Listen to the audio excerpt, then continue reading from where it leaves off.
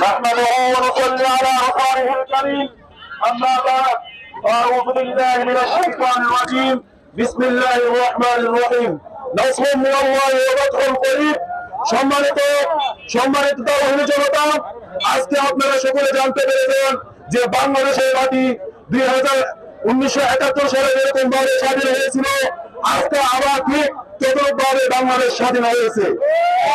আর হাত থেকে স্বাধীন হয়েছে, খুনি হাসিনার হাত থেকে স্বাধীন হয়েছে।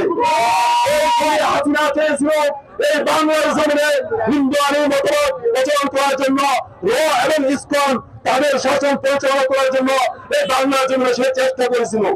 সেই চেষ্টা আল্লাহ তাআলা ভেঙে দিয়েছে।